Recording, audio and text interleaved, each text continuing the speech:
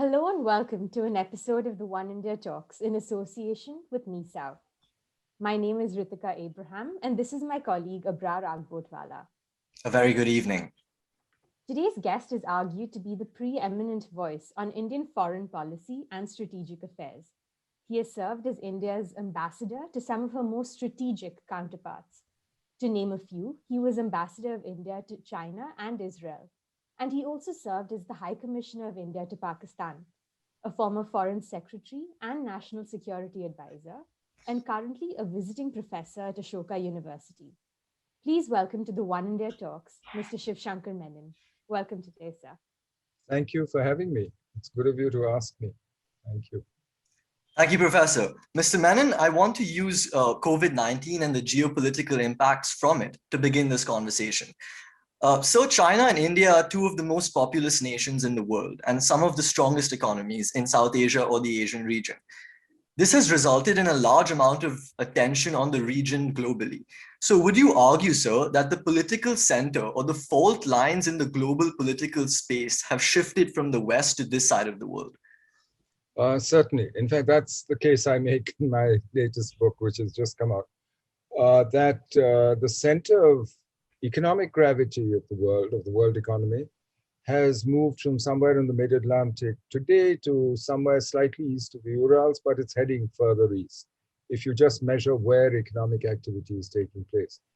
And the central geopolitical fault lines are also all now primarily in Asia. It used to be in the Cold War, it used to be the Sino-Soviet confrontation, the Soviet-US confrontation in Europe, the Fulda Gap. But today, it's really China-US contention which drives global geopolitics. And that's focused in Asia because China is a global economic superpower, but militarily and politically, she's still a regional power in Asia. And that's really where the US and other countries are pushing back against the rise of China. So you're absolutely right in what you said about the focus, the center of gravity having shifted now to Asia. Thank you for that, Professor. Many have argued, sir, that China coming out to be superior or the winner at the end of this pandemic for economic reasons and also for the way that they managed COVID-19. Would you argue then that COVID has exacerbated the power gap between China and other countries in the region? Well, I'm not sure that there are any winners out of COVID. Okay. Not China, not the US, not anyone. I mean, there are temporary victories. Various people have declared victory at various times, as we know. Yes. But they've soon been overtaken by events. But if you look at all the great powers, they are all diminished by COVID, by the economic impact of what happened last year, and in some countries is still happening now. But what COVID has done to the world economy, what COVID has done to globalization, to the free movement of goods, people, and so on which globalization is built, and on which China's prosperity and development, India's prosperity too, has been based. I mean, we are the greatest beneficiaries of the globalization years. China number one, India number two. So given that, I wouldn't say there are any winners. In fact, I think what COVID has done is to expose fault lines within societies. In each of our societies, already even before COVID, as a consequence of globalization, the social contract and the political contract in many of our countries was being renegotiated or reworked, whether it was the US and the whole phenomenon of Trump and so on, or whether it's in China, where Xi Jinping, what Elizabeth Economy calls, is carrying out a third revolution, centralizing power and changing the way China is governed, actually turning it into a security state. China spends more on internal security than on national defense today. In India also, the fundamental social contract is in the process of being renegotiated. And you can see the argument every day. In fact, you see it on the streets. You used to before COVID locked us all down. So I think what COVID has done actually is to accelerate existing trends around the world. And those trends were one towards authoritarianism internally, which meant that our capacity to deal with external crises had also gone down because authoritarians base their legitimacy on nationalism. That makes compromise, give and take, diplomacy much harder for them to actually undertake. It also accelerated the rise not just of China, but of Asia as a whole, because China is not the only one who's risen in the last 40 years. Before that, Japan, of course, rose, but Korea, Taiwan, Indonesia, India, other countries have risen too. And China's in a crowded neighborhood. So I wouldn't actually see any winners yet. I actually think that the future trajectory for all of us, for the US, for China, for us, for many Asian societies, is actually very complicated. Our internal trajectory. And if you look at the world economy, it's very hard to say that the world economy is going back to normal in any pre-COVID sense. If anything, it's being fractured. It's slowed down considerably. The IMF and the World Bank keep giving us optimistic forecasts, which they then scale back through the year, and then they start again. We've gone through this cycle twice already, I think, over the last 2 years. So for me, actually, there are no winners from COVID. It's only complicated our lives further. It was complicated enough to begin with. If you ask me at the end of 2018, I've told you life is very complicated in 2019. But now it's got tougher. Thank you, Professor. On a broader level, I wanted to discuss China's intentions in the region. Talking about the recent skirmish in the Galwan Valley in eastern Ladakh, would you argue that China has military or strategic motivations for the recent aggressions, or is the acquiring of more land enough?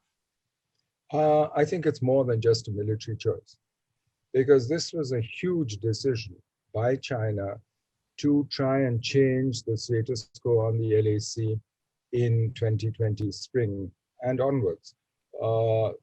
Frankly, we had kept the border, both sides had worked to keep the border basically peaceful and where it was, without a change in the LAC in practice for the last 30 years before that. I think sometime in 2019, 2020, the Chinese decided that there were larger strategic gains for them in actually tearing up that modus vivendi which had worked. And now the entire line, the entire border is actually live. Whether we like it or not, the old rules, even the agreement that we signed in 1993 for border peace and tranquility, in effect, the Chinese have actually torn that up by what they did last year. And now we have to find a new equilibrium or see whether we can restore deterrence. There are military reasons too. I mean, clearly the Chinese speak of it now as a sovereignty issue, as territorial integrity of China, which, by the way, makes it harder to negotiate. As long as it's a dispute, give and take is possible, because then you're accepting that both sides have differing views and we'll find some solution, negotiate it out. But if it's a sovereignty issue, territorial integrity, no state or leader can actually say, okay, I give up my territory. I mean, that's not likely to happen. So already they've raised the stakes on the territorial issue, but they've also raised a much bigger issue by making the border live, by making the entire line live. They have actually, and by what they did, they have, I think, actually larger strategic goals. I don't think they achieved all of them, but I think the temptation was to, firstly, to try and show Indians and the rest of the neighborhood that China's dominance, that the balance of power on the line was very much in China's favor. Now, India pushed back, and I don't think it quite went according to plan, but it's not settled yet. There are still areas where, like Depsang, like Ogra Hot Springs, Demchok, where we have to see how this settles and how we actually work out a return to the status quo ante. But I think the goal was also to convince India that if you think you have a wonderful new relationship with the US, that's not going to save you. Come and deal with us directly. It's to convince the US perhaps that, look, India can't even take care of itself. What kind of counterweight are you building here? Uh, and I think, but this is all speculation. Chinese are never going to tell you if this is their calculus. So the simplest thing to do is to watch what they do on the border and at the negotiation, and what they demand and what they're ready to change or not. Yes, they have military tactical reasons to want to change the situation in their favor. Both sides have been building up their infrastructure. India has been playing catch up. And the Chinese have been trying to freeze the existing imbalance. And India naturally wants to make it much more balanced, because India has a tougher job actually accessing the border than the Chinese do. They're on the plateau. We have to work our way uphill. So yes, there are military reasons too, but I think there's a larger political calculus. For about the last 2 years now, the Chinese have started saying India is no longer non-aligned, by which they mean, I think, that India has gone over to the dark side. And this is precisely the period when they feel American pushback to China's rise, where they are convinced that the US is trying to prevent China's rise. So if there is that conviction on the Chinese side, and it seems to be fairly widely held that India has gone over the dark side, then frankly, the restraint that if we did something on the border, it would push India into a closer relationship with the US, that restraint would no longer apply. And I think we crossed that sometime about 2 years ago. So I do think that China tried this for larger strategic gains. Today, we're still in the middle of a crisis. We're still negotiating our way through this. The troops are still on the border. The buildup is still there on both sides. We have to see how this works out in practice. It's very hard to predict where it's going. Mr. Menon, thank you for that. And you spoke about the status quo ante and at least pre-2020. But since the recent skirmish in the Galwan Valley, the Chinese have been seen to prefer a form of de-escalation rather than, say, disengagement. So why do you think that this is such, number one? And do you argue that it benefits China more? Well, I think we've seen this before. We've seen this in the South China Sea. We've seen it on the LSE in the 50s, between 59 and 62, where China changes the situation in her favor and then says, now, peace, everybody, and 50-50, which means having already taken something, 50-50 means it leaves China one step forward, maybe 2 steps forward to begin with, negotiate, you take a step back, I'll take a step back, which sounds very reasonable, but you're starting from a whole new basis. And so you end up with China one step forward. And you've seen that kind of salami slicing in the South China Sea steadily, especially since about 2008 onwards. So for me, this is not a surprise, the way in which they're doing this. And the fact that they're not willing to commit to restoring the status quo ante, which is what they are committed to under the agreements. And a whole host, a series of agreements, legally binding agreements between the two states, commit them to actually restoring the status quo and then discussing whatever issues there are. But they're not willing to do that. And to talk of disengagement and so on, for me, this is a distraction and not really the right way to go, because accepting that would in effect amount to appeasement. And appeasement is never a very good policy in these kinds of situations. Mr. Menon, I wanted to ask, you mentioned that they ripped up a lot of the legally binding documents and agreements and treaties for the past few decades. My question to you is that this probably requires approval or permission from the highest levels in the Chinese government, and it clearly signifies to us at least a change in a desire to change the order in the region. So how would you argue that this has been brought about? I think you're absolutely right. This is not some local military commander's decision or even some ministerial decision. This has to be at the very top.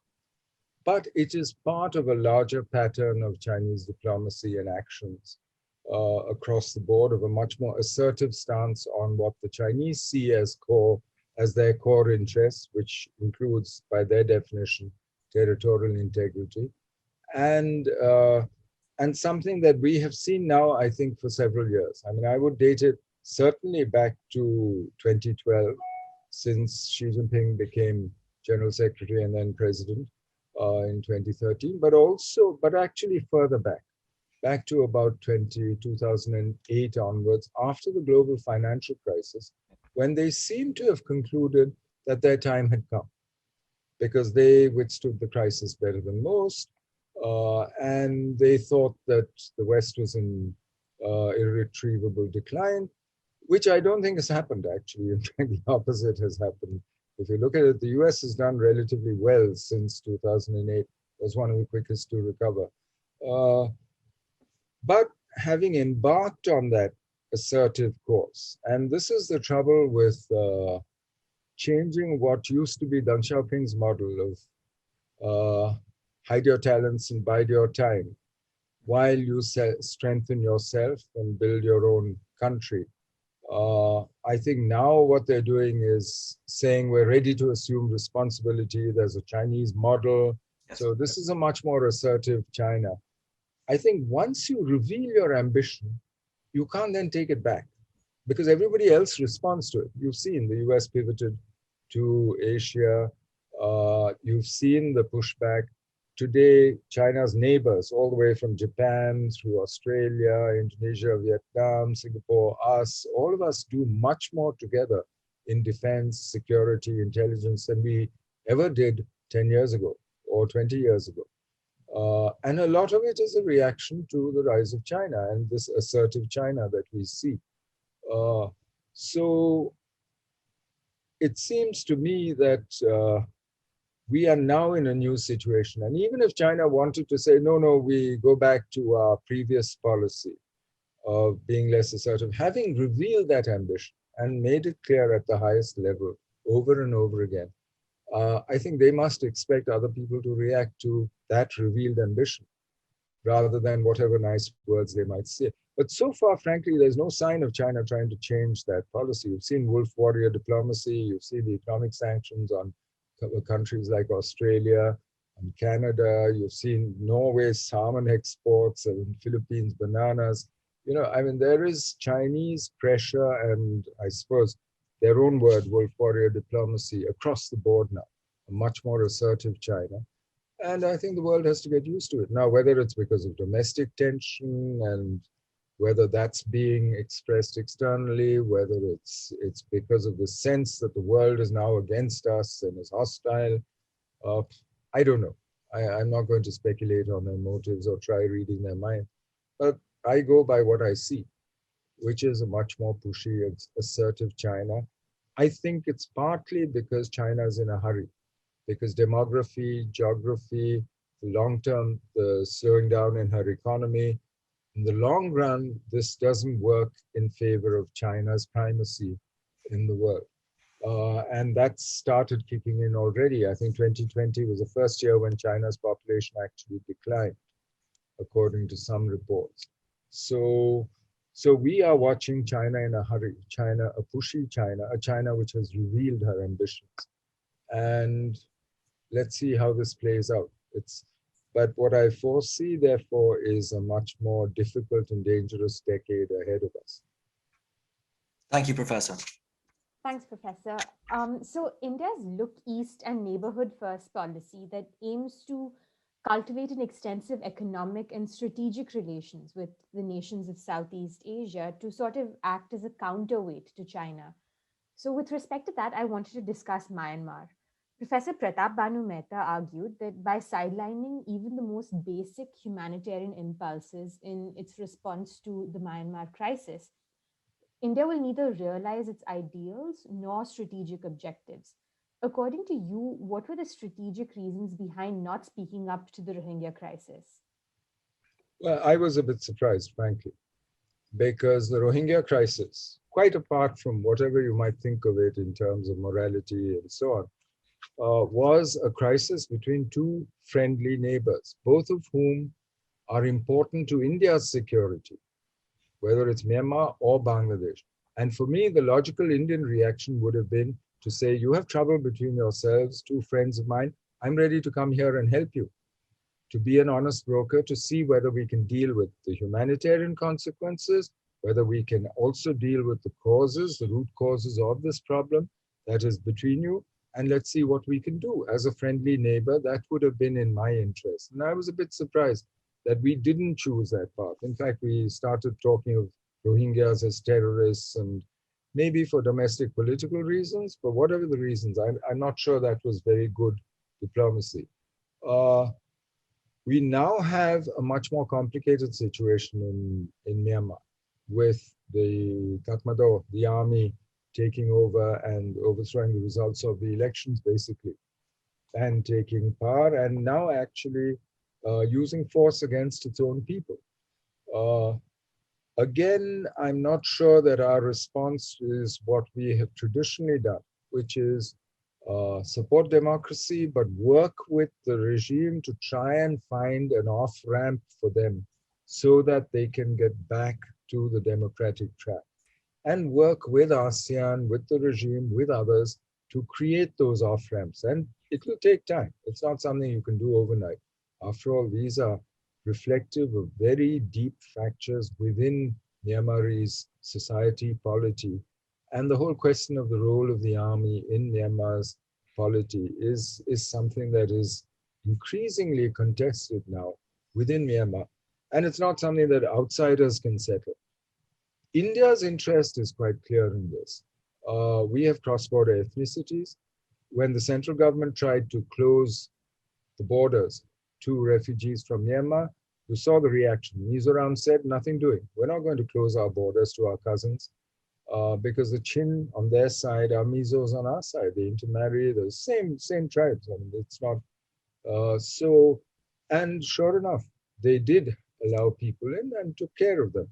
And that's our traditional policy. We have been open to refugees, but we have cross-border ethnicities. The more unsettled Myanmar is, the more Indian insurgent groups get places to get refuge. They get weapons, they get sanctuaries, and that affects our security. And so it's been in our interest to work with whoever's in power in Myanmar to try and minimize threats to our own security. Clearly, the prosperity of the people in those border regions depends on what happens across the border. A lot of it is cross-border trade and so on. And we have a whole host of reasons, actually, to stay very deeply engaged. So for us, as given our situation, with a neighbor like that who's important to our security, and Myanmar is our access to, our land access to Southeast Asia, don't forget that. But given that situation, the answer for us is to stay engaged with everybody, including the regime, and try and work off ramps for them for their own internal political issues, while trying to ensure that our interests are protected. There can be honest differences in India on how that is best done. You know, to what extent do you engage with the Tatmadaw, to what extent do you take care of refugees? All that, I think, there's scope for a discussion. I mean, and it should be argued about, because frankly, unless you talk it through, you won't come up with good solutions. I'm a bit worried that that's not happening today. But then, you know, we are preoccupied today. We have other things on our plate, I think, which occupy most of our bandwidth today. So, sir, just working off of what you said, seeing as how it is important to India, also how the people in our border near that region is affected as well. As a democracy, why not help to maintain democracy as well? Why let domestic factors affect the foreign policy and its rules and regulations? You know, we can't go in and enforce democracy in Myanmar or any of our neighbors. I mean, that's the separate countries. That doesn't work. And nobody wants democracy imposed on them. It's not a gift that you're going to give them. You need to work with the forces that are there. And in each of these countries, whether it was democracy coming to Nepal, whether it was democracy, whether in Myanmar, we have worked with partners in those countries. We've worked in Myanmar with the army, but also with Aung San Suu Kyi. We've also worked with the rest of the international community. We've worked with ASEAN, who is taking the lead today in trying to find off-ramps and to at least stop the violence in Myanmar, and then to move on to some restoration of democracy. And if you look at the individual statements that various ASEAN members have made, those are quite strong. In fact, some of them are stronger than the Indian statements, which surprised me. I mean, I would have expected us to be a little more forward-leaning in what we were saying. But quite apart from that, I don't think we have a choice of saying, okay, democracy is our only goal in Myanmar and that's all we're going to chase. We have multiple set of interests here. And it will ultimately be a balancing of those interests and with what is possible. I mean, we might feel good by saying wonderful things, but if it's not possible to actually help, and if you're not helping the restoration of democracy, then frankly, that's not very sensible policy from my point of view. So I would measure policy by outcomes. And in this case, I think it needs a little time. Thank you for that, Professor. Mr. Menon, I wanted to spend some time discussing one of China's flagship foreign policy objectives, the One Belt, One Road program, which has several strategic implications for China. It also has large investments in Pakistan, especially the China-Pakistan Economic Corridor, the CPEC. To us, this implies that China has hegemonic motivations in the region. Would you argue that this is possible with the presence of India in the region, or not, because there are two or now three nuclear-powered nations in the region? And more than that, does this hurt India's strategic interests in the region? Well, I think what we've seen in the last few years, when I spoke of Chinese ambition, is that China's made it clear that she sees herself as, that she's seeking primacy in Asia. I think that would be, Lee Kuan Yew used to say that if I were Chinese, it's only natural that any Chinese leader would seek primacy. Good luck to them. But if they do achieve primacy, good luck to us, used to be his summary. All right.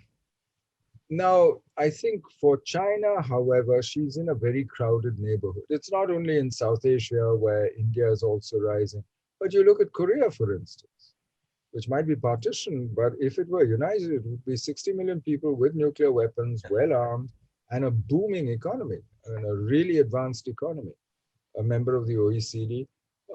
She's got Russia on the other flank. She's got Japan. These are not small entities. So primacy in Asia is not an easy target. And it's not only South Asia that makes it complicated. What we've seen over the last few years is a much heightened Chinese commitment to Pakistan. Starting with Xi Jinping's visit 2015, when he announced the China-Pakistan Economic Corridor, but China's involvement in Gwadar port, which gives her a foothold at the top of the Arabian Sea near the mouth of the Persian Gulf, from where all her oil supplies come, and to projects in Indian territory occupied by Pakistan, in Kashmir, which means that China has a physical stake in Pakistan's continued hold on Indian territory. So naturally, from our point of view, this is not something that we would welcome or that we would be happy about. And we will do whatever we can to try and reverse that, whether it's working with China or whether it's opposing what the CPC. And this is one big reason why India is the only major economy which chose not to get involved in the BRI. We didn't go to either BRI forum, even though we were invited. And we've chosen to stay away, and we've made it quite clear. Before 2017, we were quite explicit. Since then, I think our actions are quite clear that we're not party to it. But we have seen this much heightened Chinese commitment to Pakistan. Now, this is not entirely new. After all, China has been assisting Pakistan's nuclear and missile program since 1976, from Mao Zedong's last year. And China has made sure that Pakistan stays armed, and in terms of nuclear and missile programs, stays one step behind India. As India advances, China has done that steadily. But more than that, I think the kind of investments that she is making in Pakistan today, I think that represents a whole new level of Chinese commitment. And it certainly complicates our relationship, not just with China, but with Pakistan also, because it emboldens Pakistan. on the issues that divide her from us. So, so we do have a complicated situation, but this doesn't mean that we can't deal with it. We can deal with it either with Pakistan, but also if you look at the regional situation, with Afghanistan being what it is, what China faces in Xinjiang, for instance, it is a much, once the US withdraws from Afghanistan, which now seems certain, it's going to be a much more complicated regional situation. And the regional powers like China, Pakistan, who have so far been hiding behind the US, frankly, the US has done their work for them. But the US is no longer fighting the Taliban or the extremists. Once she's gone, the regional powers will have to actually step up and start taking responsibility rather than just supporting proxies in Afghanistan and complicating the situation further. So it'll be interesting to see what happens and how this develops in the future. From an Indian point of view, frankly, Pakistan's utility to China has grown considerably over the last few years. I mentioned Gwadar, it solves China's sea lane problem to a certain extent, not entirely, but it's a partial solution. And it also is a counter to India's rise, given the nature of India-Pakistan relations so far. And for me, the answer to this is really to see what we can do with Pakistan and to also try and use the regional situation to try and ameliorate or mitigate Chinese behavior that we consider offensive or hurtful to our interests. But some element of competition is, I think, inevitable because our periphery is also their periphery.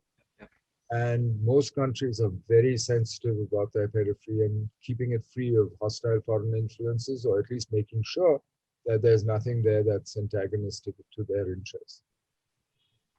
Mr. Menon, before we move on to the next section, I just wanted to highlight something you mentioned in your last answer, which was the idea that China has special interests by Pakistan maintaining territory in India, in Kashmir. How does that affect India's relationship with China and its personal relationship? Well, I think all the signs of stress in India-China relations that we've seen since 2012 onwards. Yes. Among those, I think they've been heightened by China's commitment to Pakistan and by what we've seen since then in China-Pakistan relations. Certainly, they haven't helped India-China relations at all. Right. So, Mr. Menon, then we'd like to move on to the next section, which will discuss the very contentious India-Pakistan relationship. I wanted to start off by discussing the Organization of Islamic Cooperation, or the OIC conference, which up until a few years ago had not invited India at the appeal of Pakistan. In 2019, however, we had the External Affairs Minister Sushma Swaraj address the inaugural session. So this seeming change, we would imagine, requires masterful diplomacy.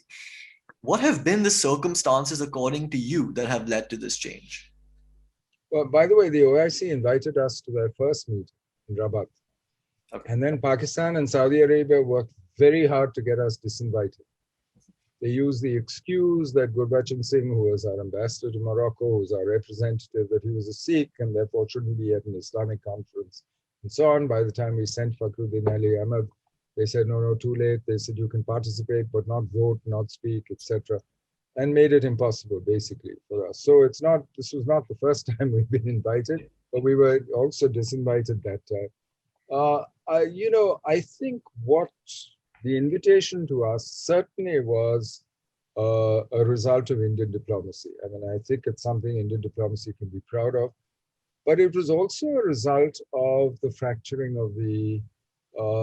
of political attempts to organize Islam as an international force. I mean, we've seen the differences between various countries in the OIC, and for countries like India, with such a large Muslim population, with a natural place actually in any organization that claims to represent the interests of the Ummah, I think it's natural that we would be ready to talk to them.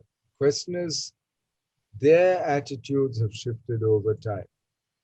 There was even a time when 2 years ago, when Pakistan, Malaysia, and the others Turkey were trying to form an alternate to the OIC. So their own internal politics also leads them to bring others in or out. I mean, Russia went in as an observer. Uh, we've been invited. I do think it was an achievement of our diplomacy, but I wouldn't regard this as somehow a game changer in terms of our external relations, either with West Asia or with the significant regional powers. We've always managed to keep a good relationship with the significant regional powers in West Asia, whether it's Iran, Israel, Saudi Arabia, Turkey, not so much, but it's been on and off, and Egypt. And we've always managed to work with all of them, even though they might not agree among themselves. And frankly, that is our interest, because with over 7 million people living and working in the Gulf, with over 63, I think, percent of our oil supplies coming through the Straits of Hormuz, with major commercial interests there. We have a huge interest in that region staying peaceful. And we've seen the consequences when it hasn't been peaceful, when it's actually boiled over into conflict. The last thing we want is the radicalization of our people there, or it feeding back into India. So we have a whole set of interests there, which mean that we should actually work with the others and keep things peaceful in the region to the extent that we can. I mean, primarily, it's they themselves who have to do it, but we will work with whoever there is, rather than picking sides in their internal fights or getting involved in their internal politics. Those who have done that, Pakistan in the past, have actually suffered as a result.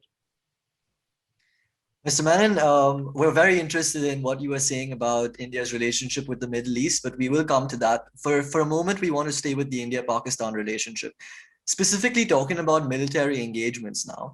With Pakistan in the recent past, we have seen Pathankot in January of 2016, Uri in September of 2016, the surgical strikes in response to that, Pulwama in Feb of 2019, and most recently the Balakot. With Pakistan, we have seen in the recent past from both sides open, overt conflict in the public eye. So my question is, does this one-off reactionary ad hocism suit us, or do we need a long-term consistent military strategy? Well, for the time being, it seems to suit those in power in both countries to have a managed level of hostility. Managed. I mean, they don't want to lose, but they want to be able to claim victory, and they want a certain level of hostility because it seems to serve their domestic political interest. They have an institutional interest in this. And so that actually makes me rather pessimistic, because I mean, the Pakistan army has a clear institutional interest in having a hostile India to justify her hold on its hold on Pakistani politics, Pakistani budget, etc., etc. And in India also, it has been feeding into a domestic politics, which I think supports this kind of attitude to Pakistan. Is this a long-term, sustainable, good policy? Will it produce good outcomes? No, I don't think so. Because it actually uh, consolidates all of Pakistan behind your enemies. I mean, you do have enemies in Pakistan. I mean, as I said, the Pakistan Army, the ISI, the Jihadi Tanzeems, they all have an interest in hostility with India for their own reason. But the rest of Pakistan doesn't. Pakistani civil society, Pakistani business, even the civilian politicians. I mean, they've wavered, but most of them don't. There are those who, like Nawaz Sharif, has actually made investments in the relationships with India. So I don't understand how this serves our interest in consolidating all of Pakistan behind the enemies. I think we should be actually reaching out to the rest of Pakistan, working with them. And I think for us, more important than scoring propaganda victories or, this tutu meme argument that we go through, I think much more important than that is creating a peaceful periphery so that we can concentrate on the important things, transforming India. And if we can do that, work with our neighbors, including Pakistan, to the extent possible, And but in order to do that, you need to do two things. One is you need to be certain that you have a favorable balance of power vis-a-vis Pakistan. On that basis, you can afford to be friendly and so on. But uh, you cannot have uh, all fronts live and active at the same time, whether it's Pakistan, whether it's China, whether it's internal polarization. I think it's important that you actually work to try and avoid that situation. And that requires, I think, something more than just managed hostility. Mr. Menon, you actually answered my next question in your answer, which was, does it serve the purpose of the establishment on both sides to maintain this hostility? But I want to stay with managed hostility. And we saw Balakot, which created a large amount of national sentiment before the elections. And the same happens on the Pakistani side. So why, or like apart from the domestic purposes, would you argue that the military as well is advantaged by doing this? Well, I don't think the Indian military is. I think the Indian political class may be. But then, the way we are structured is very different from the way Pakistan is structured. I mean, the Pakistan army is a political army. Yes. It's a political party as much as it's an army. And it makes its calculus accordingly. I mean, Pakistan army is the career of choice for any ambitious young Pakistani male. It makes sense, but that's not the case in India. And so I think it's really how we're structured that explains the differences and also the similarities now. Professor, so in our engagement with Pakistan, we have seen the use of, to name a couple, both cricket diplomacy and cultural diplomacy through Bollywood or other means as a strategy. What I wanted to know is, according to you, what is the strategy that has worked and that should work with Pakistan? And has our Pakistan strategy or approach to the country changed with different parties coming to power? I think that what every government of India before this has done was to engage with Pakistan while at the same time dealing directly with the negative consequences of what comes out of Pakistan, whether it's cross-border terrorism, whether it's extremism, whether it's incitement to minorities in India, but those you have to deal with directly. And maintaining, as I said, a favorable balance of power. That's been the strategy, and we've gone back to the table even after tremendous. You look at Agra. I mean, Vajpayee was ready to go back and talk to Musharraf even after the attack on Parliament, for instance. And this has been a pattern, a repeating pattern. Why? Because we have better things to do than dealing with this kind of, frankly, it's a tactical daily irritation. But in strategic terms, it doesn't contribute very much to your ability to transform India or to shape your environment. As I keep saying, Pakistan is often a strategic distraction. It occupies a lot of mind space in India. And it seems to serve various domestic political purposes. In the long run, I suppose, 70 years is not very long in history. I mean, we're still trying to work out where we go. There have been moments of hope. I mean, even Jinnah said in 1947 that Pakistan should be to India what Canada is to the US. That's now sounds like a really distant sort of prospect.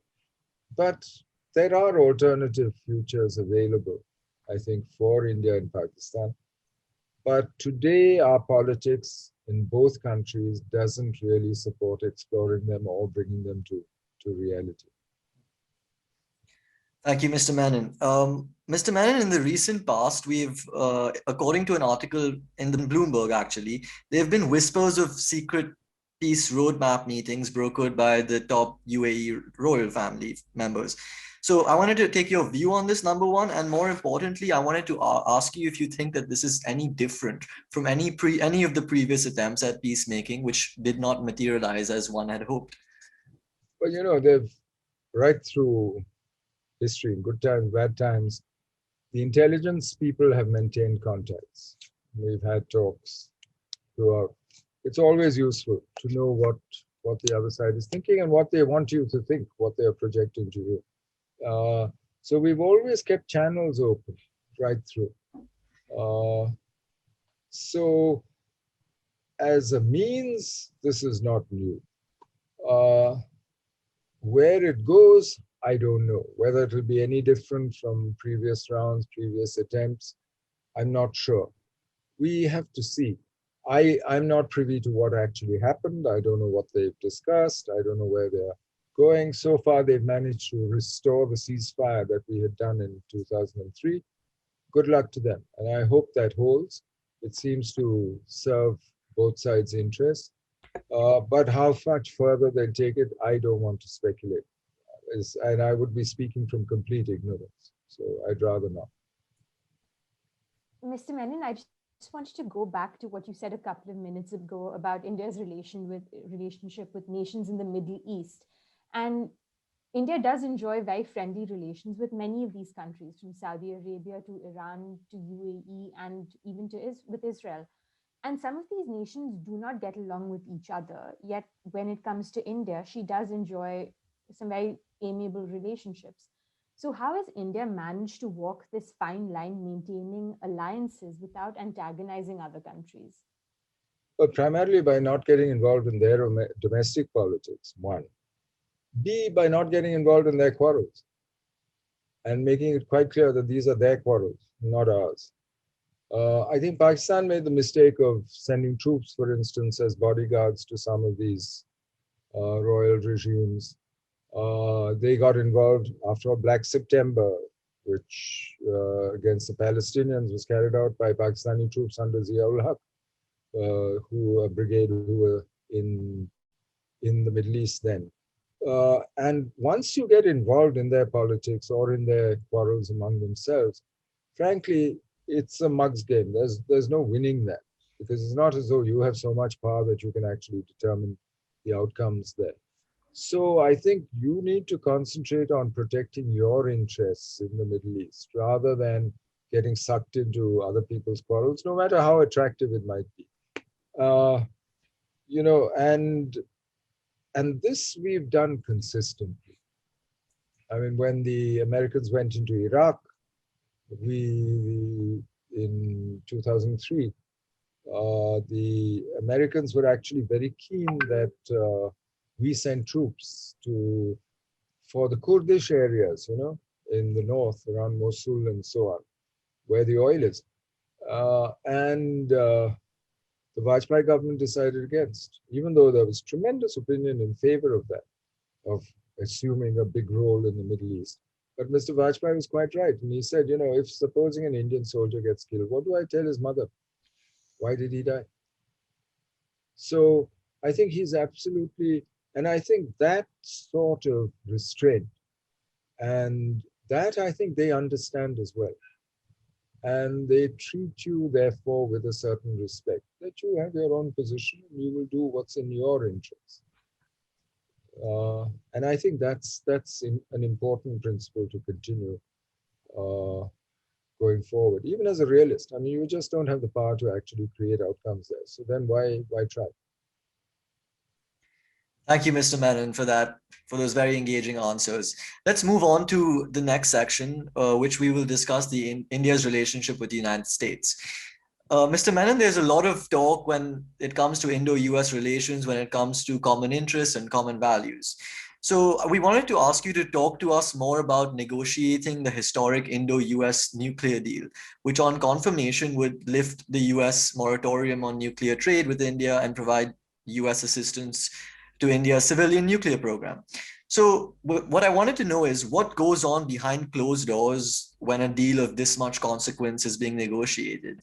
And what did it take to convince the Nuclear Suppliers Group, or the NSG, to get a clean waiver for nuclear supplies for India? Well, it's no different from any other negotiation. It's just that the stakes are bigger and the basic rules are the same. Credibility, you have to mean what you say, and they have to believe that you mean what you say.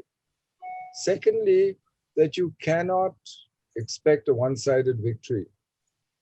Both sides need to have something out of the deal in order to make it work. Otherwise, they'll walk away and then ignore the deal. They won't implement it. I mean, you've seen that happen with the Chinese now on the border. They no longer feel the deal works for them, so they change their behavior. So a deal has to work for both sides, and it's important to remember that this is not zero sum. You need to create something that works for both sides, and so these are the basic rules of all negotiation. No different. Thirdly, you have to know when the end game is there.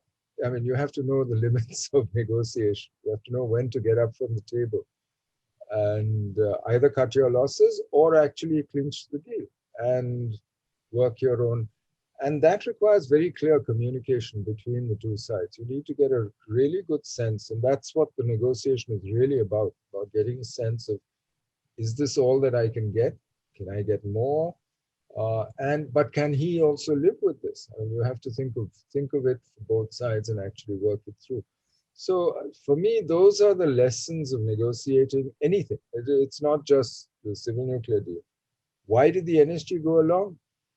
That was a much more complicated negotiation because each of the individual, it was by consensus, all of the members, over 50 of them, each one had to see it as being in their interest. So either you did bilateral deals or they saw a larger interest for the NSG. Many of them saw an interest in the strengthening of the non-proliferation regime that India's joining in, even in this exceptional way, would mean. And I think that carried a fair amount of weight. Also, India's reputation of having been a responsible nuclear power, never having proliferated, having acted actually more responsibly than many of the NSG members at that time. So I think those made a difference, but also we had to talk to each one bilaterally and see how it worked. And that was pretty complicated. I mean, it really stretched whatever limited resources we had, our own capacity. Uh, which I think has grown since, luckily. But I hope it grows further.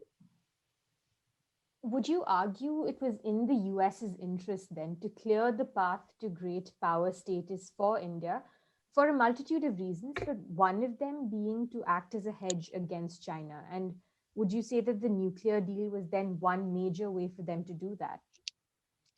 I think, before the 2000 election, I mean, before President Bush came to power, Condoleezza Rice wrote a long article in Foreign Affairs, which actually argued exactly that the rise of India is in the US interest. And that conviction is what underpins the congruence between our two countries. And it's not only the Bush administration, the Obama administration, every subsequent US administration since then has actually held that view. I don't think it's only because India is a countervailing force to China. No, I don't think that's the only reason. It's also because of what India's rise can mean for the world economy, what it can mean for the global order. And because India is on the side of a rule-based liberal approach, a fellow democracy to the way we run the world, I think we are therefore naturally on the same side as the US on most of these larger world order issues.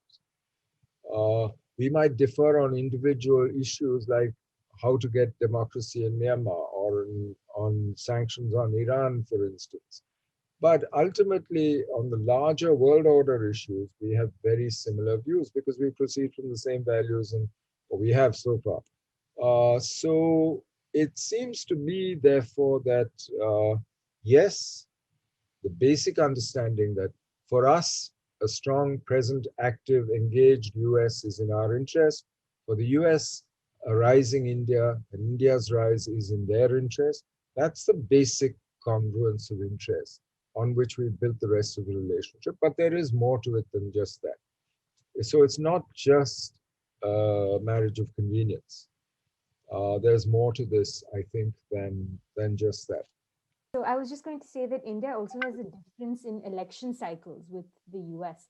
Would you say that successive governments in India have been able to bridge the gap between US administrations first, And secondly, are we to expect a difference in the relationship that Prime Minister Modi will have with President Biden than he's enjoyed with President Trump? You know, the relationship between two individuals is always going to be different from some other two individuals. And certainly I don't think that President Biden is very like President Trump. And so while Prime Minister Modi might be the common factor, I think he's interacting with two very different people. So their personal relationship is going to be very different. But that I don't think changes the basic thrust of the India-US relationship and this transformation in the relationship over the last 30 years. If you look at the personalities on the Indian side in this process, they've also been very different from each other. Mr. Vajpayee, Dr. Manmohan Singh, Mr. Modi, these are not identical people at all by any stretch of imagination. So, so personality matters, it helps. It certainly helped in the negotiation of the civil nuclear deal that Prime Minister Manmohan Singh and President Bush had a very good understanding, and they understood each other very well and supported each other in seeing this complicated process, political process through. But more than that, I think with that strategic congruence that I spoke of, the common values, the common approach to the ordering of the world, I think those are the things that actually have driven this right through. And any Indian Prime Minister who is sensible will see that and use it. Because the US is an essential partner for India, not just for China. China is only a minor part of it, for the transformation of India. That's where the US is really important. I wanted to also spend some time discussing the relationship India shares with Russia alongside its relationship with the US. So it has historically been able to maintain friendly relations with Russia and the United States. One sees Prime Minister Modi embrace Putin with the same friendliness that he did with President Trump. So first question is, how has India managed to maintain amiable relations with both Washington and Moscow? Well, I think in both cases, we saw an interest, clearly, but they also saw an interest in it. And President Putin actually has been responsible for building that strategic relationship since 2000, making sure that we have annual summits, that the content of that relationship doesn't decline, even though the Russians went through some hard times after the end of the Cold War, the collapse of the Soviet Union. But he personally played a big role in seeing that that relationship kept developing because he saw it as being in Russia's interest. And it still is. You know, if you look at India's position, we are both a maritime and a continental power. The US is primarily a maritime power. She's very active in the Indian Ocean region, throughout the Indo-Pacific, all the way to the west coast of the US. But the US is less and less a continental Asian power. She's withdrawing from Afghanistan. She's withdrawn from Iraq. Her presence on the land is not. We have problems on land. We have the world's biggest boundary dispute with China, for instance. And we need to work both on the Asian landmass and in the maritime space that is now called the Indo-Pacific. And on the landmass, who are our natural partners? Russia, Iran. These are the countries that we've worked with before, and we will continue to work. And that's just a fact of geography. I mean, I think we have common interests, and the Russians are very important to us. We've seen how strong that defense relationship is. All our major military platforms are actually Russian or derived from Russia in one way or the other. So it seems to me, therefore, that both these relationships will continue. Now, whenever one side or the other gets a little shirty and says, you know, why are you doing this and so on, I think the simple answer is we will do what's in our interest.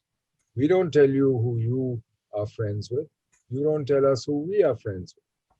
And we don't see that what we do with Russia affects US interests in any way. We are a partner of the US. We're not an ally. We're not a client. And I think that we need to remember constantly. Mr. Menon, you spoke of defense relations between India and Russia, and that's where I would like to focus this question. One could say that India antagonized the US by agreeing to purchase the S-400 missile defense system from Russia. Although it has not yet been delivered, many argue that this sale could cause US sanctions and harm that relationship. So what, according to you, are the strategic reasons or behind this decision to purchase the system, number one? And do you see an inclination toward either the US or Russia by different Indian governments? I think we decided to buy it because it's the best system in the world of its kind. Even the Americans accept that. And so I think it's a logical choice to buy it. I don't think any Indian government would have made a different choice about buying it.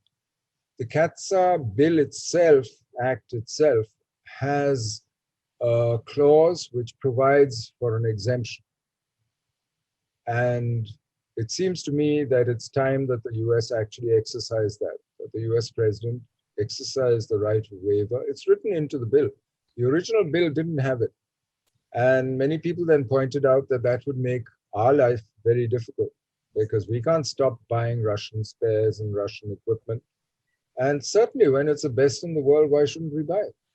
Or why should we deny ourselves because, it might offend some sensibilities of somebody in the US?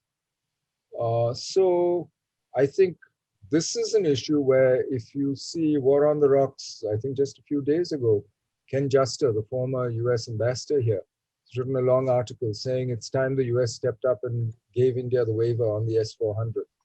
And I think it is a measure actually of how the US looks at the relationship with India. As I said, this is a partnership. We're not allies, we're not clients. And I think this is something that I think from our point of view, certainly this is a litmus test of the new Biden administration. Professor Menon, as we come to a close, I wanted to ask you what you think the future of Indian foreign policy is going to look like. Are we to expect a more inward-looking and nationalistic approach to it, or will it be more globalistic, creating more avenues to build relationships with other nations? I know what I want. I don't know what it will be. And I've said very clearly, I have a book that just came out on the 20th on India and Asian geopolitics, the past, present. And the whole book is basically an argument for engagement with the world. That if we want to protect our interests, if we want to be prosperous and secure, we need to engage much more with the world and primarily with Asia, because this is our home. This is what really matters to us. That's what I want. What we'll actually do, I don't know, because, unfortunately, history tells you that human beings are capable of folly. And what I see in the last few years is a sort of closing of the Indian mind. We walked out of the RCP negotiations after 8 years. We've been raising tariffs, even though we are, as I said, the second biggest beneficiary from globalization. We've increased protectionism. So I'm not quite sure where we're going, so I don't want to say where Indian foreign policy will go. I can only say where I hope it goes and where I think it should go. Then that is in terms of more engagement, getting more involved in the rest of the world, because our interests have grown, as we have grown, as we have risen. And we therefore need to try and shape that environment along with other partners. We can't do it alone, but we have to work with others to do this. And that involves a much more active foreign policy in a complicated situation around us. And very lastly, Mr. Menon, has India historically performed better when it was more connected to its contemporaries and neighbors? And how have you traced its changes in position over time? I can only say read the book. Yes, I do think that India has done best when the more connected she has been. And it's those parts of India which are connected with the rest of the world, which have traded, which have exchanged people, ideas, and so on, which have actually done best throughout history. And I think that's the lesson of our history. That's the lesson of our last 70 years. We tried autarky, and we didn't do that well. We opened to the world, we integrated into the world economy, and you can see the results. We managed to pull 140 million people out of poverty in something like 10 years. That's quite an achievement. So it seems to me that engagement and a much more active foreign policy is the way forward. Thank you very much for those fascinating answers, Mr. Menon. On that note, we will conclude this episode of the LSE One India Talks. On behalf of the London School of Economics and the LSE SU South Asia Society, we want to extend a very warm thank you to Mr. Shivshankar Menon for coming here and talking to us today. Thank you for having me. That was a real pleasure. Thank you.